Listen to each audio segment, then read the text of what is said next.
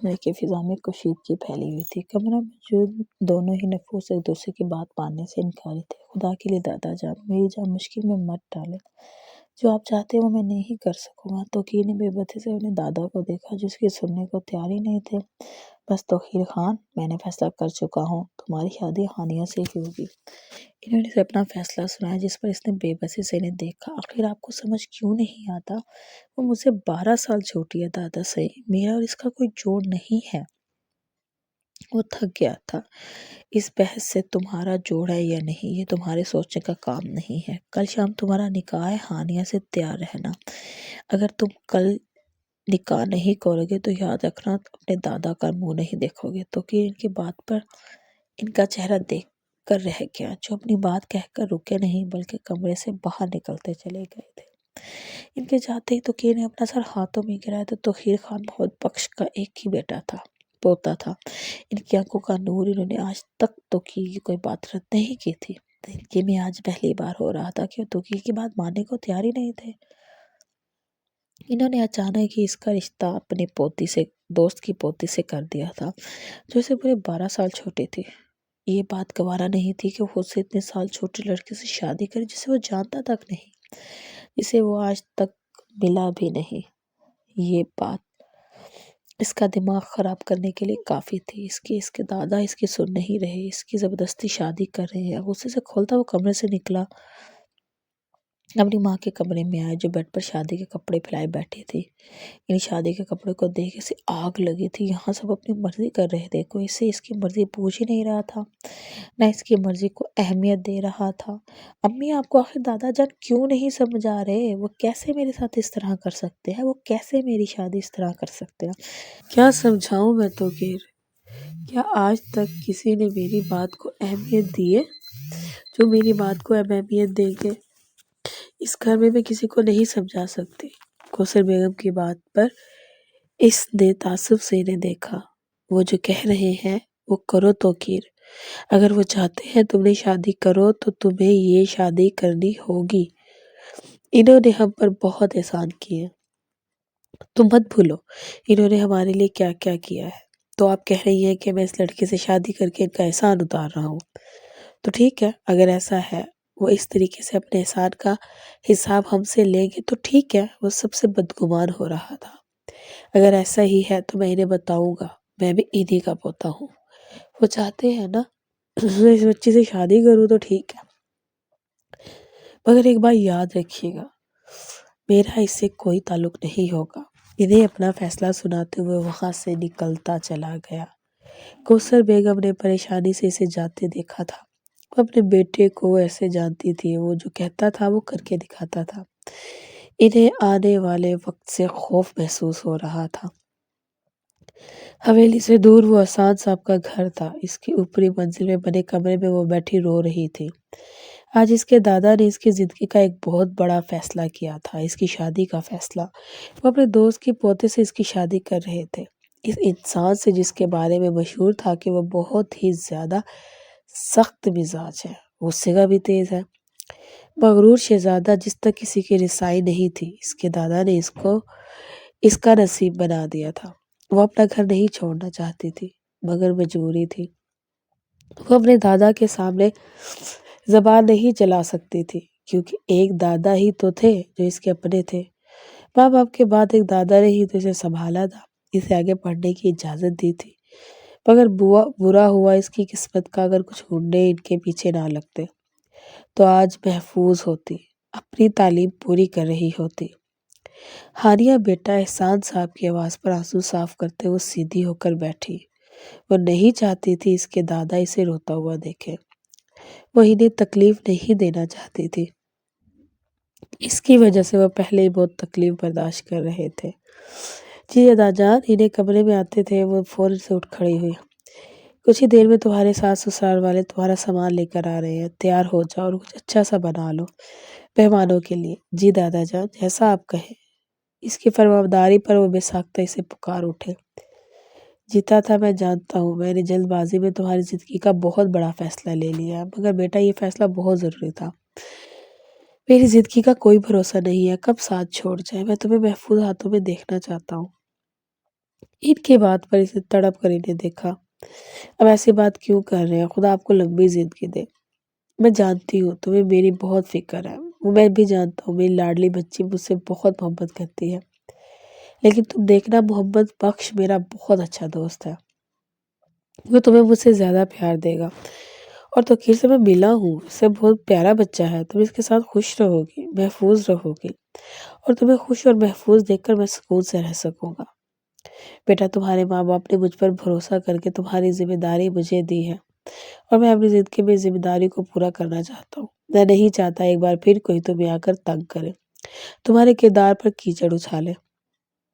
تم اسے جس بات کا حوالہ دے رہے تھے وہ اچھے سے جانتی تھی، مگر وہ کچھ بھی نہیں کر سکتی تھی۔ مجھے آپ کے فیصلے پر کوئی اعتراض نہیں ہے دادا جان، آپ کہتے ہیں کہ مر جاؤ تو میں مر جاؤں۔ اس کی بات پر احسان صاحب کی آنکھیں نم ہوئی تھی۔ ہانیہ کے سر پر ہاتھ رکھ کر وہ کمرے سے نکلتے چلے گئے، جبکہ وہ خود کو سنبھالتے کچن کی جانب بڑھ گئی، کیونکہ کچھ ہی دیر بعد کوثر بیگم اس کا سامان لے کر آنے والی تھی۔ کوثر کہاں ہے توقیر؟ ہمیں شام بارات لے کر جانا ہے، اور توقیر کا کوئی اتا پتہ نہیں ہے۔ آخر لڑکا سمجھتا کیا ہے خود کو؟ اگر آج وہ نکاح کے لیے نہیں آیا تو یاد رکھنا میرے سے ہر تعلق ختم ہو جائے گا۔ بابا آپ غصہ مت کرے، وہ آتا ہی ہوگا، میں نے اسے سمجھا دیا تھا۔ کیا خاک سمجھایا تھا؟ اگر سمجھایا ہوتا تو آج وہ یہاں ہوتا۔ ساری تیاریاں باقی ہیں اور میں اس لڑکے کی وجہ سے یہاں بیٹھا ہوا ہوں۔ دیکھو کوثر، میں نہیں چاہتا کہ احسان کے آگے میرا سر جھکے۔ میں نے اسے زبان دی ہے کہ اس کی پوتی کا نکاح میرے توقیر سے ہی ہوگا، تو یہ آپ کا آخری فیصلہ دادا جان۔ توقیر کی آواز پر محمد بخش نے مڑ کر اسے دیکھا، جو اندر آتے ان کے مقابل آ کھڑا ہوا تھا۔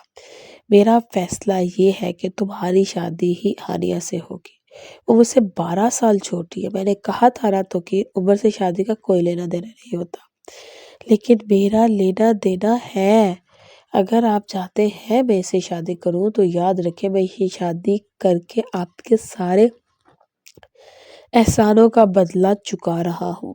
اس کے بعد سے میں آزاد ہوں، اور آپ کی کسی بھی بات کو ماننے کا پابند نہیں ہوں۔ کیا مطلب ہے اس بات کا؟ انہوں نے چونک کر اسے دیکھا۔ میں اس سے شادی کروں گا، مگر اس سے اپنی بیوی کی حیثیت کبھی نہیں دوں گا۔ اس کی میری زندگی میں حیثیت کسی بے جان چیز جیسی ہوگی۔ میں اس کی طرف دیکھوں گا بھی نہیں، وہ تو وقت بتائے گا۔ محمد بخش نے ہنسی والے انداز میں اسے دیکھا، جس پر وہ مسکرا دیا۔ میں بھی آپ کا ہی پوتا ہوں دادا جان، جائیں بارات کی تیاری کریں۔ انہیں کہتا وہ اپنے کمرے کی جانب بڑھ گیا، جبکہ محمد بخش باہر کی جانب۔ کوثر بیگم نے گھبرا کر اپنی ساس کو دیکھا، وہ خاموشی سے تخت پر بیٹھی سب تماشا دیکھ رہی تھی۔ امی آپ کچھ کہتی کیوں نہیں ہے؟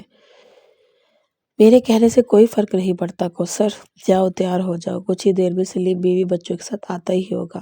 انہیں کہتے وہ اٹھ گئے۔ بارات بہت دھوم دھام سے نکلی تھی۔ دولہا بنا توقیر بے حد وجیہ لگ رہا تھا، چہرے پر چھائی سنجیدگی اس کی وجاہت میں اضافہ کر رہی تھی۔ بارات کے پہنچتے ہی نکاح کی کارروائی عمل میں لائی گئی تھی۔ کوثر بیگم کے دیے شرارے میں موجود اس کا چہرہ گھونگھٹ میں قید تھا۔ نکاح نامے پر دستخط کرتے اس کے ہاتھ کئی بار کانپے تھے۔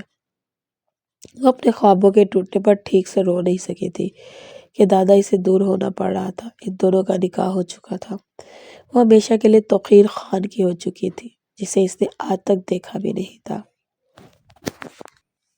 رخصتی کا وقت ہوا تو نم ہوئی تھی۔ اپنا گھر، اپنے سپنے چھوڑ کر جانا آسان قطعی نہیں تھا۔ اس کے گاڑی میں بیٹھتے ہی توقیر، جو پہلے سے ہی گاڑی میں بیٹھا تھا، بے آرام سا ہوتا ایک جانب کھسکا۔ اس کا یوں دور ہونا آنے سے چھپا نہیں رہا تھا۔ گاڑیاں مخصوص راستوں سے ہوتی حویلی کی حدود میں داخل ہوئی تھی، جہاں سلیم خان کی بیوی اور دونوں بچیاں پہلے سے ہی ہانیہ کے استقبال کے لیے موجود تھیں۔ گاڑی رکتے ہی بنا ہانیہ کے انتظار کیے توقیر گاڑی سے اترتا اندر بڑھ گیا۔ کوثر بیگم نے تعجب سے بیٹے کی حرکت کو دیکھا، پھر آگے بڑھ کر ہانیہ کو گاڑی سے اترنے میں مدد کی، اسی لیے وہ اسے اندر لے آئی، جہاں سب مہمان موجود تھے سوائے دولہا کے۔ بیٹا آپ بیٹھو یہاں، بہو کو توقیر کے کمرے میں چھوڑ آؤ۔ ان کی بات پر رانی سلیم کی بیوی سے لیے اوپر آئی، وہ توقیر کے کمرے میں چھوڑ کر وہاں سے چلی گئی، جبکہ ہانیہ اس انجان کمرے میں خود کو بہت اکیلا محسوس کر رہی تھی۔ تھکن سے اس کا جسم دکھ رہا تھا۔ تھک کر وہ سائڈ ٹیبل پر موجود صوفے پر بیٹھ گئی۔ نئی زندگی کی ابتدا تھی۔ وہ نہیں جانتی تھی کہ آگے اس کے ساتھ کیا ہونے والا ہے، کیونکہ تھکا ہارا اپنے کمرے میں داخل ہوا، مگر سامنے صوفے پر سوئے وجود کو اس کا دماغ اڑا تھا۔ صوفے پر بیٹھی نیند میں گم تھی، مگر اس کی یہاں موجودگی اس کو توقیر کو آگ لگا گئی۔ بنا اس کی نیند کی پرواہ کیے وہ چست میں اس کے تک پہنچا، مضبوطی سے اس کا بازو تھامتا ایک جھٹکے سے اسے اپنے مقابل کھڑا کیا۔ ہانیہ جو نیند کی وادیوں میں گم تھی، اس کے جھٹکے پر حواس باختہ ہوتی بامشکل ہوش میں آئی۔ اپنے سامنے توقیر کو دیکھ کر اس کا دل خوف سے کانپا۔ میرے کمرے میں قدم رکھا تم نے، اس کی بازو دبوچے ہوئے اس معصوم تکلیف دے رہا تھا۔ ہانیہ کی آنکھوں میں آنسو آ گئے۔ توقیر نے اسے دونوں بازو سے پکڑ کر اپنے اتنا قریب کیا کہ اس کی سانسوں کی تپش ہانیہ کی سانسیں روک رہی تھی۔ توقیر کے سامنے وہ معصوم سی ڈری سہمی ہرنی لگ رہی تھی۔ جواب دو مجھے، یا گنگی ہو؟ وہ آنٹی توقیر کا غصہ دیکھ ہانیہ سے بولا تک نہیں جا رہا تھا۔ اسے ہکلا کر کہنے پر توقیر کے ماتھے پر پڑے بلوں میں اضافہ ہوا۔ کون آنٹی؟ ہاں ٹھیک سے جواب دو، ورنہ مجھ سے برا کوئی نہیں ہوگا۔ توقیر کے سخت سے سخت لہجے پر ہانیہ کے صبر کا دامن چھوٹا تھا اور وہ بے اختیار رونے لگی۔ اسے روتا دیکھ توقیر کے ماتھے پر بل پڑے۔ نفرت ہے مجھے رونے والوں سے، نکلو میرے کمرے سے۔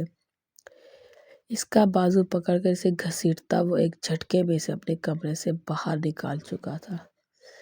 تمہاری اوقات یہ ہے، آئندہ اس کمرے میں قدم نہیں رکھنا، اور نہ یہ ٹانگ توڑ دوں گا۔ اسے وارن کرتا اس کے منہ پر دروازہ بند کر گیا، جبکہ ہانیہ تکلیف اور شرمندگی سے روتے وہیں بیٹھتی چلی گئی۔ صبح کا سورج طلوع ہوا تو توقیر عادت کے مطابق اٹھ چکا تھا۔ فریش ہو کر تیار ہوتا وہ جیسے ہی باہر آیا، کمرے کے باہر ہانیہ دیوار سے ٹیک لگائے سوتے دیکھ سے ماتھے کی رگیں ابھری۔ اس نے دھلن بنی گہری نیند میں سوئی ہانیہ کو دیکھا۔ امی امی! اس کی چیخ پر ہانیہ ہڑبڑا کر اٹھی۔ کوثر بیگم تیزی سے اپنے کمرے سے نکل کر باہر آئی، مگر ہانیہ کو سامنے یوں زمین پر بیٹھے دیکھ وہ ساخت سی ہو گئی۔ اسے لے کر جائیں یہاں سے، میں اس کا سایہ بھی برداشت نہیں کروں گا۔ اب ایک جھٹکے سے ہانیہ کو اٹھاتا وہ کوثر بیگم کی جانب دھکیل گیا۔ وہ جو پوری رات ایک ہی پوزیشن میں سوئی تھی، اس اچانک جھٹکے پر تکلیف سے تڑپ اٹھی۔ توقیر یہ کیا طریقہ ہے؟ ہانیہ کو سنبھالتے انہوں نے توقیر کو جھٹکا، جس پر اس نے گھور کر ہانیہ کو دیکھا، جو اس کی نظروں سے خوفزدہ ہوتی فوراً کوثر بیگم کے پیچھے چھپی تھی۔ اسے میرے سامنے مت آنے دیجیے گا، ورنہ میرا دماغ خراب ہونے میں لمحہ نہیں لگے گا۔ انہیں صاف لفظوں میں کہتا وہ وہاں سے نکلتا چلا گیا، جبکہ اس کی دھمکی پر ہانیہ سسک اٹھی۔ بس بیٹا رو نہیں، چلو میرے ساتھ آؤ میرے کمرے میں، دیکھو تم نے رات سے یہی کپڑے پہنے ہوئے ہیں، آ جاؤ شاباش۔ وہ اسے اپنے ساتھ اپنے کمرے میں لے آئی۔ اسے کپڑے دے کر واش روم بھیجتے وہ نیچے ناشتہ تیار کرنے آ گئی۔ ملازمین گھر میں موجود ہوتے تھے، مگر ناشتہ اور کھانا ان کی ذمہ داری تھی۔ پورا دن انہوں نے ہانیہ کو اپنے ساتھ رکھا، کیونکہ توقیر کے رویے کے بعد وہ اسے توقیر کے سامنے نہیں بھیجنا چاہتی تھی۔ مگر رات ہوتے ہی ہانیہ کی طبیعت خراب ہونے لگی۔ اسے بخار ہو رہا تھا۔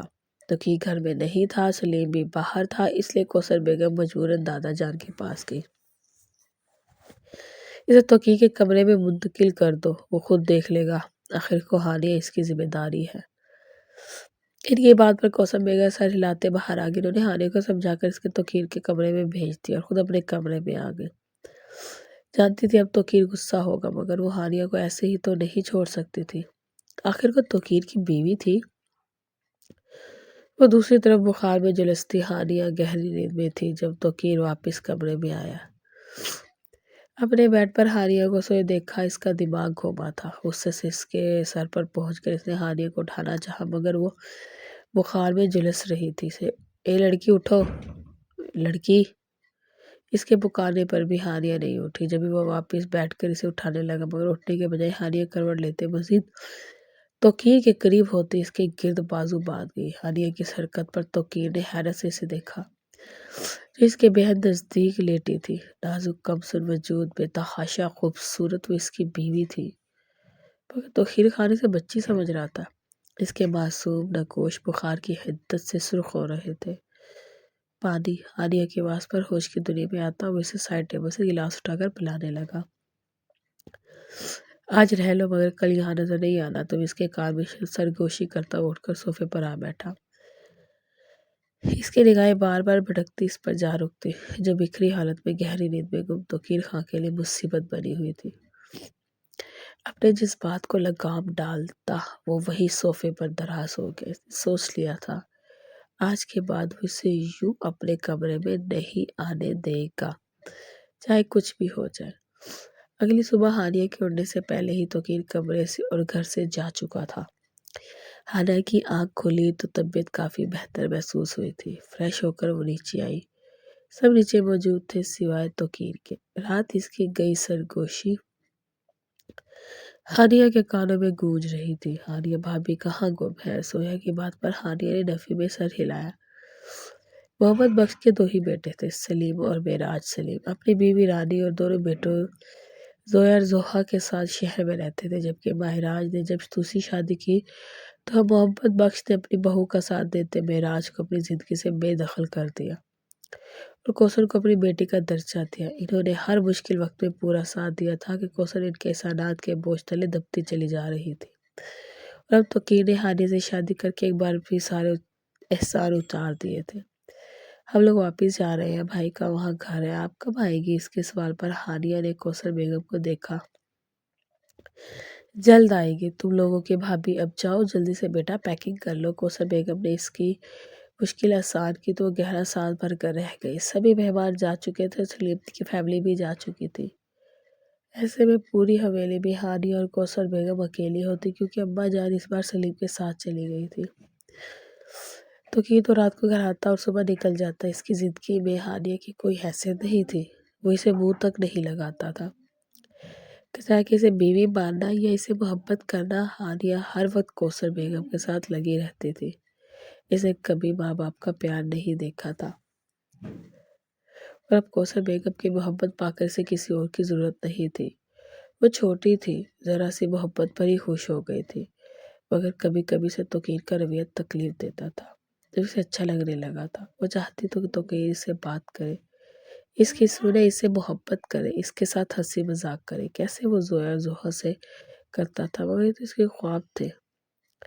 توقیر کبھی ان خوابوں کو پورا نہیں کرے گا۔ وہ جانتی تھی کہ شادی کو 3 مہینے ہو گئے تھے، سردیاں شروع ہو چکی تھی۔ سردیاں ہمیشہ حانیہ پر بھاری گزرتی تھی کہ وہ نازک جان توقیر کبھی ان خوابوں کو پورا نہیں کرے گا۔ وہ جانتی تھی ان کی شادی کو 3 مہینے ہو گئے تھے، سردیاں شروع ہو چکی تھی۔ سردیاں حانیہ پر بہت زیادہ بھاری پڑتی تھی، وہ نازک جان بیمار بہت ہوتی تھی۔ ایسے میں دادا ہی اسے سنبھالتے تھے، مگر اب دادا بھی نہیں تھے۔ کوثر بیگم اسے بیمار دیکھ کر پریشان ہو گئی۔ کچھ سوچتے انہوں نے اسے توقیر کے کمرے میں شفٹ کر دیا۔ اب اسے یہاں کیوں لائی ہے؟ اسے اپنے کمرے میں دیکھ کر توقیر کے ماتھے پر بل پڑے۔ اسے بخار ہے توقیر، میں خود کو نہیں سنبھال سکتی، اسے کیسے سنبھالوں گی؟ ان کی بات پر اس نے گہرا سانس بھرا۔ وہ چاہتا تھا وہ اسے لے جائے، مگر اپنی ماں کے معاملے میں وہ بے حس نہیں بن سکتا تھا، اس لیے حانیہ کو بیڈ پر لٹاتے وہ خود وہیں اس کے پاس بیٹھ گیا۔ جب حانیہ اٹھ کر اس کے قریب ہوتے اس کے سینے پر سر رکھ گئی۔ حانیہ کی حرکت پر توقیر کا دل زوروں سے دھڑکا۔ مجھے سردی لگ رہی ہے۔ بخار میں ٹھنڈے سے کانپتی وہ توقیر کے سینے میں منہ چھپانے لگی تو توقیر لب بھیج گیا۔ حانیہ کے لب اپنی گردن پر محسوس کر کے اسے خود سے دور کرنا چاہا کہ دل اب بے ایمان ہو رہا تھا، وہ اس پر حق رکھتا تھا۔ یہ احساس ہی کافی تھا۔ دل میں بھائی بدگمانی پیچھے دھکیلنے میں حانیہ کے مزید قریب آنے پر وہ دیوانہ ہو رہا تھا۔ وہ جو اس کی طرف دیکھنا بھی نہیں تھا، اب حانیہ کے کمسن وجود پر بہک رہا تھا۔ جبھی بہت نرمی سے اس نے حانیہ کو باہوں میں لیا اور آہستہ سے جھک کر اس کے ماتھے پر اپنے سلگتے لب رکھ دیے۔ بے ہوشی میں فائدہ اٹھانے والوں میں سے نہیں ہوں میں، ہوش میں آؤں گی تو بات ہوگی۔ اب اس پر اور خود پر بلینکٹ ٹھیک کرتا وہ اسے خود میں بھیج کر توقیر کی اس جان لیوا قربت پر حانیہ ذرا سی آنکھیں کھول کر اسے دیکھا، جو خاموش نگاہوں سے حانیہ کو تک رہا تھا۔ نگاہوں کے تصادم پر توقیر بے ساختہ جھکتا اسے شرم سے لال کر گیا۔ سو جاؤ، اب بہت رات ہو گئی ہے۔ اس کے سر تھپتھپاتے وہ اسے اپنے مزید قریب کرتا آنکھیں موند گیا۔ جبکہ ہانیہ کا چہرہ لال سرخ ہوا شرم سے یا بخار سے کون جانے۔ توقیر اپنے بزنس کے سلسلے میں شہر شفٹ ہو رہا تھا اور وہ چاہتا تھا کہ کوثر بیگم بھی اس کے ساتھ شفٹ ہو۔ وہ جانے کو تیار نہیں تھی۔ حویلی جیسا سکون انہیں کہیں اور نہیں ملتا تھا۔ انہوں نے توقیر سے کہا کہ وہ ہانیہ کو اپنے ساتھ لے جائے، جس پر وہ بھڑک اٹھا۔ اب بھی میں آپ کو لے جانے کی بات کروں، آپ ہانیہ کو پڑی وہ بچی میرا گھر کیسے سنبھالے گی؟ تم بھولو کہ وہ بچی تمہاری بیوی ہے۔ ہاں، 16 سالہ بچی میری بیوی ہے۔ وہ خود کو تو سنبھال نہیں سکتی، مجھے کیسے سنبھالے گی؟ دیکھا تھا نا اپنی بخار میں اس کی کیا حالت ہو گئی تھی۔ تم بڑے بخار میں اچھے رہتے ہو، تم بھی بخار میں وہی سب کرتے ہو جو ہانیہ کرتی ہے۔ تم میں اور ہانیہ میں زیادہ فرق نہیں توقیر، اور بہت ہو گیا۔ تمہاری شادی کو 6 مہینے ہو گئے، وہ مجھے 17 کی ہونے والی ہے۔ تم لوگ اپنے رشتے کو آگے بڑھاؤ، ایک دوسرے کے ساتھ وقت گزارو، اور میں چاہتی ہوں توقیر تم دونوں خوش رہو۔ میں نہیں چاہتی ایک اور توقیر اس دنیا میں آئے، ایک اور کوثر پیدا ہو۔ میں نہیں چاہتی کہ ہانیہ ایک اور کوثر بنے۔ خدا کے لیے میرا جیسا مت کرو۔ تم اسے اپنا نام دو، اسے محبت دو۔ وہ محبت کی بھوکی ہے توقیر، تمہاری توجہ اس کا مرجھایا روپ کھل اٹھے گا۔ انہیں بات پر وہ کچھ نہیں کہہ سکا، مگر ان کی باتیں اس کے دماغ میں رہ گئی تھی، اور پھر بہت سوچ سمجھ کر اس نے ایک فیصلہ لیا۔ وہ ہانیہ کو اپنے ساتھ شہر لے آیا۔ ہانیہ جتنا حیران ہوتی اتنا کم تھا۔ تم اس گھر میں رہو گی مگر میری کچھ شرطیں ہیں۔ کیسی شرط؟ ہانیہ نے چونک کر اسے دیکھا۔ تم اپنی پڑھائی جاری رکھو گی۔ تمہارے 18 ہونے کے بعد تم میری بیوی کی حیثیت سے دنیا میں پہچانی جاؤ گی، مگر اس سے پہلے تم محبت جیسی خرافات میں نہیں پڑنا۔ بس اپنی پڑھائی پر فوکس کرنا ہے۔ لیکن مجھے تو آپ اچھے لگتے ہیں۔ ہانیہ کی بات پر توقیر نے حیرت سے اسے دیکھا۔ میں آپ سے محبت کرتی ہوں، اور امی کہتی ہے شوہر سے محبت کرنا غلط نہیں ہوتا۔ ابھی تو کچھ بھی کہتی ہے رہتی ہے، ان کی باتیں سیریس مت لیا کرو۔ ابھی کچھ بھی نہیں، امی ہر چیز ٹھیک کہتی ہے۔ میں پڑھائی کروں گی دل لگا کر، وہ میرا خواب ہے، مگر میں آپ سے محبت بھی کروں گی۔ آپ سے محبت بھی کروں گی، آپ کا سارے کام بھی کروں گی، وہ میری ذمہ داری ہے۔ اس کے منہ سے ایسی بڑی بڑی باتیں سن کر وہ حیرانی تو رہ گیا تھا، مگر جواب دینے کے بجائے وہ بات بدل گیا۔ میں نے تمہارا ایڈمیشن ایک یونیورسٹی میں کروایا ہے، وہاں میں پڑھاتا ہوں، اور پھر میرا آفس یونیورسٹی سے آ کر تم نے بس اپنی پڑھائی کرنی ہے۔ جاؤ اب آرام کرو، سارا سامان تمہارے کمرے میں ہے۔ اسے بھیجتا ہوں خود اپنے کمرے میں آ گئی۔ یہ لڑکی اس کا امتحان لے رہی تھی۔ ساری سوچیں چٹکتے ہوئے سونے کے لیٹ گیا۔ فی الحال وہ ہانیہ کے بارے میں تو بالکل سوچنا نہیں چاہتا تھا۔ تمام رستے گاڑی میں غیر آرامی و اسی خاموشی کا راج تھا۔ گاڑی یونیورسٹی کی پارکنگ میں داخل ہوئی تو ہانیہ نے مڑ کر اپنا بیگ اور دیگر سامان اٹھایا۔ مجھے کچھ کہنا ہے۔ وہ جو گاڑی سے اتر رہی تھی توقیر کی آواز پر رکتے سے دیکھنے لگی۔ میں نہیں چاہتا یہاں ہمارے رشتے کے بارے میں کسی کو کچھ پتہ چلے، تو آپ بے فکر ہیں، میں کسی سے ذکر نہیں کروں گی۔ آہستہ سے کہتی وہ گاڑی سے اتر کر اندر بڑھ گئی۔ توقیر نے اسے جاتے دیکھا، اور پھر گہرا سانس بھرتے ہوئے خود بھی گاڑی سے باہر آیا تھا۔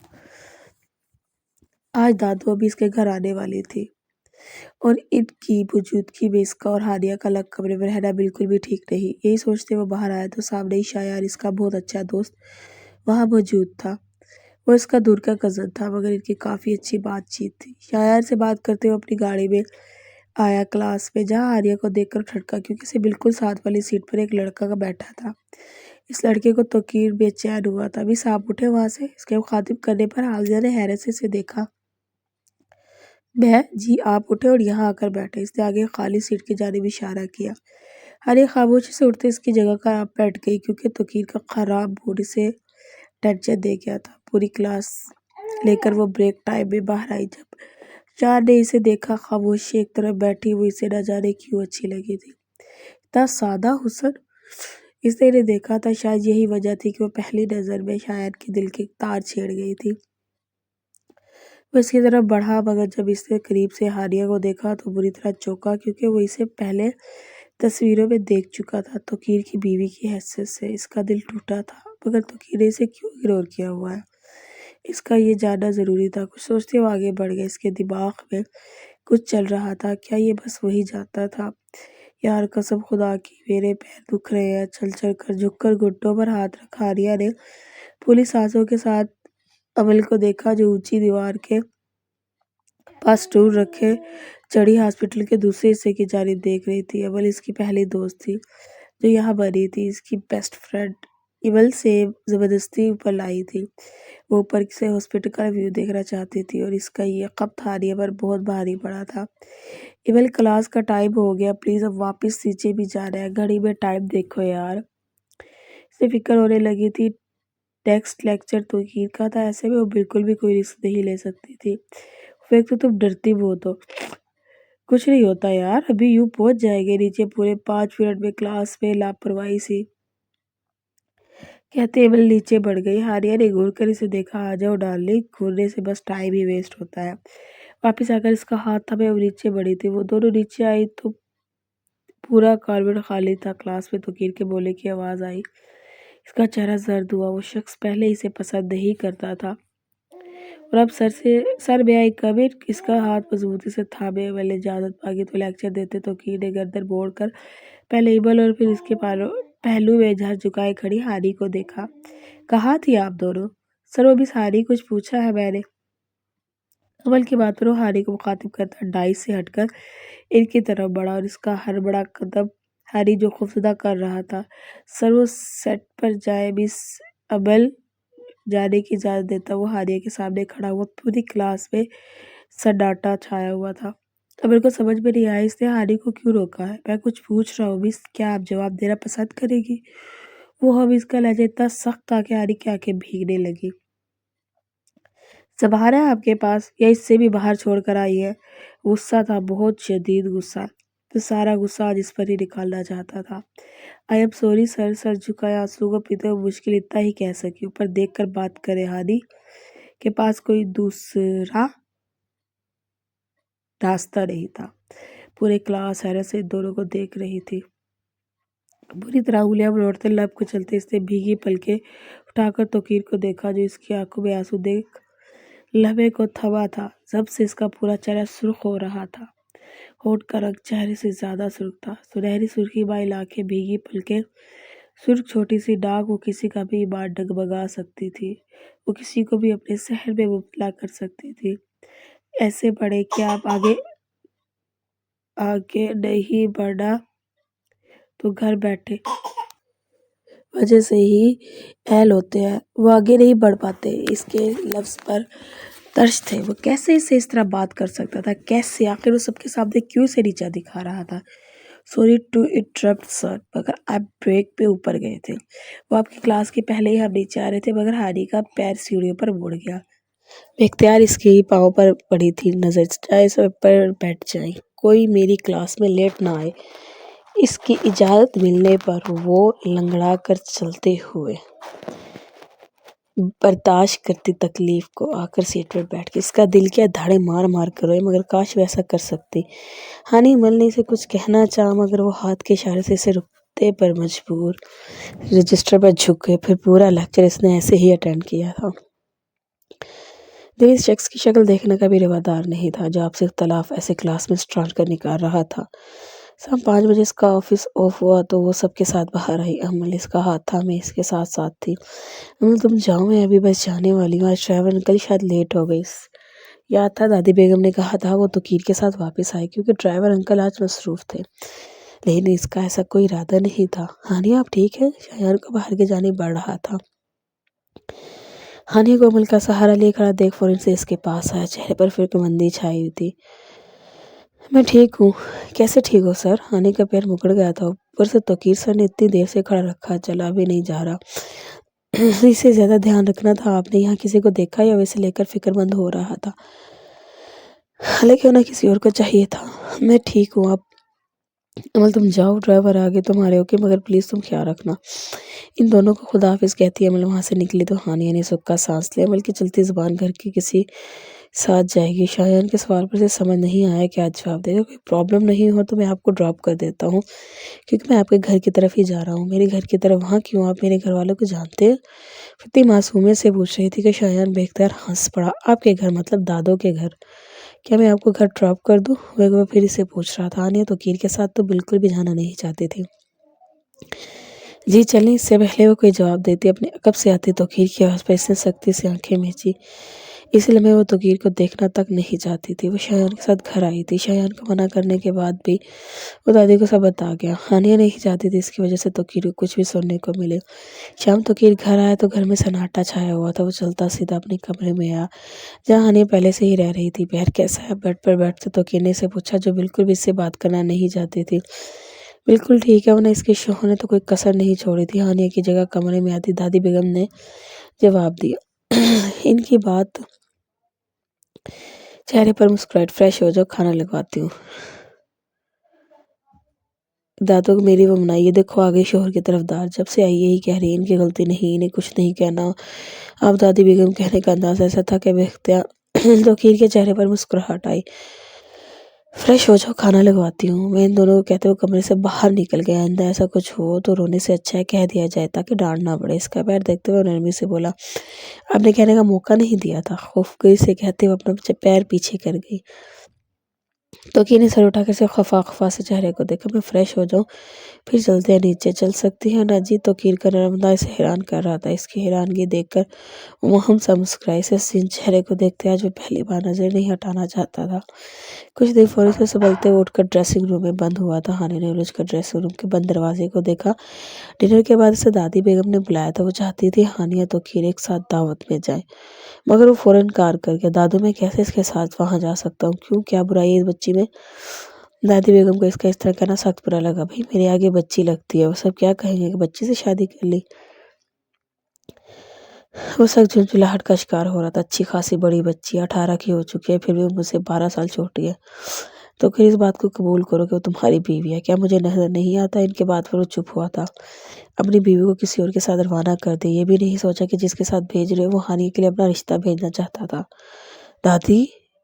دادی بیگم کب سے غصہ کنٹرول کر رہی تھی، مگر توقیر کی باتوں کی وجہ سے انہیں بولنا پڑا۔ اگر نہیں ہے یہ قبول رشتہ تو ٹھیک ہے، بات کرتی ہوں میں شایان سے، تم ہانیہ کو آزاد کر دینا۔ اپنا فیصلہ سناتے ہوئے ساکھ چھوڑے وہاں سے اٹھ گئی۔ آج آف کر لیتے بیٹا، تھوڑا پیار کو آرام مل جاتا۔ دادی بیگم اس کے لیے پریشان تھی جو بیگ لے گھر سے نکل رہی تھی۔ دادو میرے سر بہت کھڑوس ہے، ایک چھٹی پر 10 باتیں سناتے ہیں، چھٹی نہیں کر سکتے، شرارت سے کہتے وہ مڑی، مگر سامنے کھڑے توقیر کو دیکھ چہرے کی مسکراہٹ سمٹی۔ لو آ گئے آپ کے کھڑوس باس، شرارت سے کہتے وہ اندر بڑھ گئی، جبکہ توقیر خاموشی سے اس کے لیے فرنٹ کو ڈور کھولتے خود ڈرائیونگ سیٹ پر جا بیٹھا۔ آ جائے ورنہ گاڑی میں لیٹ بیٹھنے پر بھی کھڑوس ٹیچر ڈانٹ سکتا ہے۔ اس کے ٹون پر دانتوں تلے دبدباتی وہ گاڑی میں بیٹھی اور اس کے بیٹھتے ہی گاڑی سٹارٹ ہوئی تھی۔ کلاس سے پہلے میرے آفس میں جائیے گا، میں گاڑی پارک کر کے آتا ہوں۔ کیوں؟ اس نے جھمبے سے توقیر کی جگہ دیکھا۔ صبح یہ الگ ہی موڈ میں تھا۔ کیونکہ میں بول رہا ہوں۔ اب اس جواب کے بعد کیا کہتی؟ سر ہلاتے خاموشی سے گاڑی سے اترتے اس نے توقیر کے آفس کا رخ کیا تھا۔ اس کا روم اتنے فاصل سے سجا تھا۔ پورے روم کا دائرانہ جائزہ لیتے وہ سائڈ پر رکھی چیئر پر بیٹھ گئی۔ اس کا خواب تھا کہ اس کا آفس بھی اسی طرح ہو۔ کیسا لگا آفس؟ توقیر کا بنتا رہا، اسے بالکل اندازہ نہیں تھا، اس لیے وہ اس کے سوال پر چونک گیا۔ آپ کب آئے؟ بس آپ کے ساتھ آیا ہوں۔ اب شوز اتار دے، اسے کہتا وہ نہ جانے کیا کرنے لگا۔ میرا پیر اب ٹھیک ہے، درد بھی نہیں۔ آپ کیا چاہتی ہیں؟ دادو پھر مجھے ڈانٹتی رہی۔ میں تو ایسا نہیں چاہتی۔ وہ فوراً سے گھبرا جاتی۔ اس کے پیر کے پاس گھٹنوں کے بل بیٹھتا وہ نرمی سے کہتا اس کا پیر چیک کرنے لگا۔ سوجن اب بالکل ختم ہو گئی تھی، لیکن وہ ایک بار اپنی تسلی کرنا چاہتا تھا۔ آئندہ ایسا کچھ ہو تو وہیں رک کر کسی کو بلانا ہے، پوری یونیک گھوم کر نہیں آنا۔ اس کی انگلیوں کو دیکھتا وہ سنجیدگی سے بول رہا تھا، مگر نہ جانے کیوں ہانیہ کو ہنسی آئی۔ اسے یہ سب بہت اچھا لگ رہا تھا۔ اس کا یوں فکر کرنا، اس سے باتیں کرنے سے وہ پہلے بھی اچھا ہی لگتا تھا، مگر جس طرح ان کا رشتہ جڑا تھا، زیادہ چلنے سے گریز کرنا ہے۔ اگر زیادہ چلنا ہو تو یہاں میری سلیپرز ہیں، کافی کمفرٹیبل فیل ہوگا اس میں۔ وہ اسے یوز کرنا ہے۔ اپنی کیبنٹ کھول کر وہ ابھی سے جگہ دکھا رہا تھا۔ اگر آپ نہیں ہوئے تو بھی آپ کے میرے آفس میں آ کر جو مرضی یہاں سے لے سکتی ہو۔ Thank you. اس پر اتنا مہربان ہو رہا تھا، یہ تھینک یو تو بنتا تھا۔ اٹس اوکے، اب جائیں، آپ کی کلاس کا ٹائم ہو رہا ہے۔ Okay sir. سر ہلاتے ہوئے شوز پہنتے باہر نکل آئی۔ دن کی شروعات مثبت تبدیلیوں کے ساتھ ہوئی تھی۔ مہم سی مسکراہٹ اس کے ہونٹوں پر سجی تھی۔ کیا بات ہے، اکیلے اکیلے مسکرایا جا رہا ہے؟ اپنے باس سے آتی شایان کی آپس بری طرح چونکی اور پھر شرمندہ ہوئی تھی۔ آئی ایم سوری، میں نے بھی ڈرا دیا۔ It's okay. وہ بس آپ اچانک تو دل پر ہاتھ رکھتے ہوئے ہولے سے مسکرائی۔ پیر کیسا ہے اب؟ آپ بہتر ہے، ایک کام کریں، اب میرے ساتھ آئیں، چیک اپ ہو جائے گا تو تسلی رہے گی۔ وہ اس کے لیے فکر مند تھا۔ ہانیہ کا چیک اپ میں کر چکا ہوں شایان، وہ ٹھیک ہے، اب آپ جائیں کلاس میں۔ شایان کے کہتے ہی وہ سڑک سے وہاں سے نکلی تھی۔ اوکے نکلتا ہوں، اسے کہتے شایان بھی آگے بڑھا۔ توقیر کی نظر نے اسے دور تک اس کا پیچھا کیا تھا۔ ہانیہ کو رہ رہ کر توقیر کی نگاہیں یاد آ رہی تھی۔ اسے شایان کا یوں خود سے فری ہونا بالکل بھی اچھا نہیں لگ رہا تھا۔ وہ اسے ٹوکنا چاہتی تھی مگر سمجھ نہیں آ رہا تھا کیسے۔ وہ کلاس لے کر نکلی تو سامنے ہی شایان کھڑا تھا۔ کیسی ہیں ہانیہ؟ آپ صبح تو مجھ سے ملے تھے۔ ہاں مگر دوبارہ پوچھ رہا ہوں، کوئی مسئلہ ہے؟ شایان آپ برا مت مانے مگر میں ایک شادی شدہ لڑکی ہوں۔ اب کم سے یوں فری ہونا میرے لیے غلط ہو سکتا ہے۔ میں نہیں چاہتی میری وجہ سے توقیر کو کوئی بھی مسئلہ ہو، اس سے پلیز آپ مجھ سے اس طرح فری ہو کر بات مت کیا کریں۔ اس کی بات پر شایان ہولے سے ہنس دیا۔ اس کا اچھا لگا تھا یوں ہانیہ کا اپنے لیے بات کرنا۔ آئی ایم سوری، میں اب سے آپ کو بالکل بھی تنگ نہیں کروں گا، ہانیہ مسکرا کر کہتے وہ وہاں سے ہٹ گیا، جبکہ ہانیہ بھی واپس کلاس کی جانب بڑھ گئی۔ جبکہ اپنی کلاس سے نکلتا توقیر کھل کر مسکرایا تھا۔ وہ بیڈ پر بیٹھی اپنا ٹیسٹ یاد کر رہی تھی جب توقیر کمرے میں داخل ہوا۔ کون سا ٹیسٹ ہے؟ اس کے پہلو میں بیٹھتے ہوئے اپنی بکس کھولے اسے ٹاپک پوچھنے لگی۔ وہ اس کے بہت قریب بیٹھی اس کی دھڑکنیں بڑھا رہی تھی۔ بہت اچانک اس کے پہلو پر ہاتھ رکھے توقیر نے اسے اپنے قریب کھینچا۔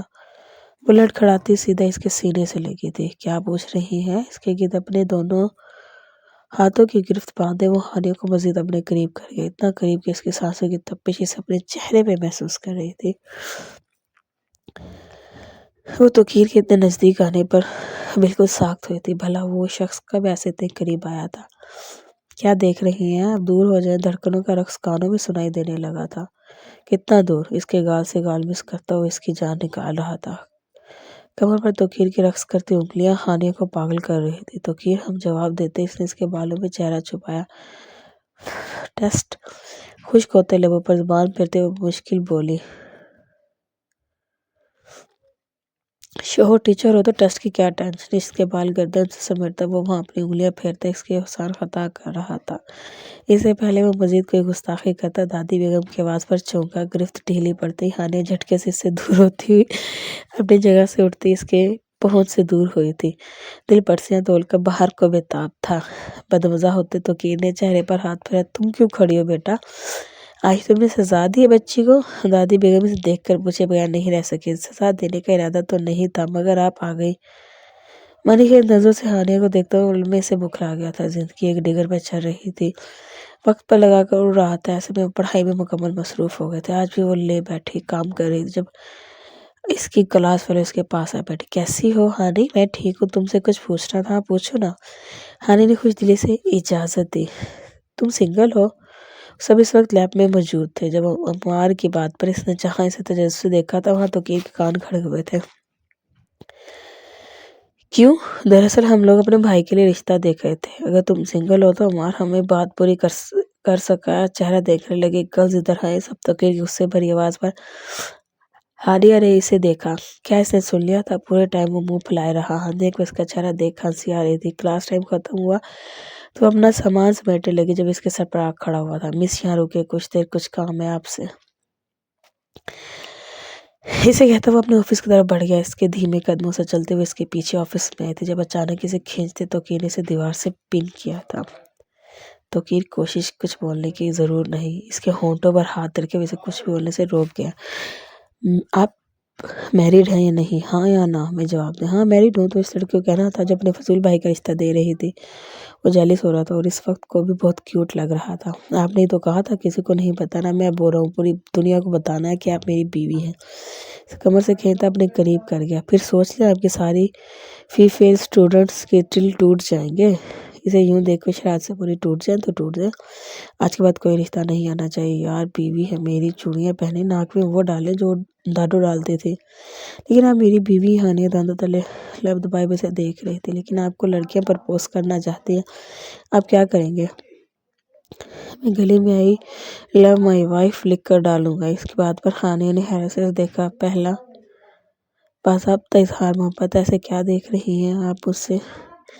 اسے جیسے اپنی سماعت پر یقین نہ آیا ہو۔ ہاں میں کرنے لگا ہوں آپ سے محبت، جب نہیں کرتا تھا تب تک کھل کر نہیں کہا تھا، اب کرنے لگا ہوں تو بھی کھل کر کہوں گا۔ اس کی ناک سے اپنی ناک مس کرتا ہوا اس کے چہرے پر شرمندگی مسکراہٹ بکھیر گیا۔ اب آپ کی باری، اس کے دونوں ہاتھ اپنے کندھے پر رکھے ہوئے اس سے اظہار سننے کو بازد ہوا۔ آپ سے کس نے کہا میں آپ سے محبت کرتی ہوں؟ ہانی آپ کو کہنے کی ضرورت نہیں، آپ کی آنکھیں، آپ کا چہرہ اس بات کا گواہ ہے۔ اس لیے کریں اظہار توقیر ہم یونی بھی ہیں۔ اس نے جیسے توقیر کو یاد دلایا تو مجھے فرق نہیں پڑتا۔ اس سے مزید اپنے قریب کرتا ہوا اس کے چہرے پر جھکاتا، اس سے پہلے وہ گستاخی کرتا ڈور ناک ہوتا۔ ان دونوں کو بخلا گیا۔ ہنیہ جھٹکے سے اس سے دور ہوئی تھی، بالوں میں ہاتھ چلا۔ اس نے غصے سے بند دروازے کو دیکھا۔ میں جا رہی ہوں، اسے کہتے ہوئے تیزی سے وہاں سے نکلی تھی۔ دل میں تتلیاں اڑنے لگی تھی۔ توقیر سے یوں اظہار محبت کرے گا، اس نے سوچا بھی نہیں تھا۔ زندگی اب حسین لگنے لگی تھی۔ اس کے سارے خواب پورے ہو گئے تھے۔ اس کا گریجویشن مکمل ہونے والا تھا۔ توقیر اس سے محبت کرنے لگا تھا۔ اس کا اپنا گھر تھا۔ اسے محبت کرنے والے بہت سارے رشتے اس کے پاس تھے، اور اب اسے کچھ نہیں چاہیے تھا۔ کچھ سال بعد حویلی میں خوشیوں بھرا ماحول اٹھا۔ آج تو توقیر اور ہانیہ کی 7ویں سالگرہ کے ساتھ ان کے اکلوتے بیٹے کا عقیقہ بھی تھا۔ سب لوگ حویلی میں جمع تھے۔ ایسے میں ہانیہ ننھے شہزادے کو سنبھالے پریشان ہو رہی تھی۔ اس کا بیٹا بالکل توقیر کی طرح اسے تنگ کرتا تھا۔ بھابھی آپ کو تو رلا دے گا یہ۔ ظہر کی بات پر مزید روحان سی ہوئی تھی۔ کیا ہوا، سب ٹھیک ہے نا؟ ان دونوں کو خبر دیکھ توقیر ان کے پاس آیا۔ توقیر بھائی، میڈم سے آپ کا بیٹا نہیں سنبھل رہا۔ ہانیہ کی رونی صورت پر توقیر کو ترس آیا تھا۔ وہ توقیر سے تو کم ہی تنگ کرتا تھا، مگر وہ بیچاری رونے جیسی ہو جاتی تھی۔ فائنلی ان کی زندگی کی نئی شروعات ہوئی تھی۔ اوہ ہو، کتنی بری بات ہے، بچے مما کو ایسے تنگ نہیں کرتے۔ ہانیہ سے ہان کو لیتے توقیر نے اسے اپنے ساتھ لگایا۔ گزرتے وقت کے ساتھ اس لڑکے سے اسے اتنی محبت بڑھتی چلی گئی تھی، اب اس کے بغیر ایک لمحہ بھی سانس لینا محال لگتا تھا۔ دور سے ان لوگوں کو دیکھتی کوثر بیگم نے صدقے دل سے ان کی خوشیوں کی دعا کی تھی، اور ان کے لیے اللہ پاک سے دعائیں مانگی تھی کہ اللہ پاک ان کو خوش اور آباد رکھے ان کے گھروں میں۔ اگر آپ کو میرا ناول پسند آئے تو پلیز میرے چینل کو سبسکرائب کریں، ویڈیو کو لائک اور شیئر کریں، اور بیل آئیکن کو دبائیں تاکہ ایسے بولڈ اور رومانٹک ناول آپ کو سننے کے لیے مل سکے۔ شکریہ۔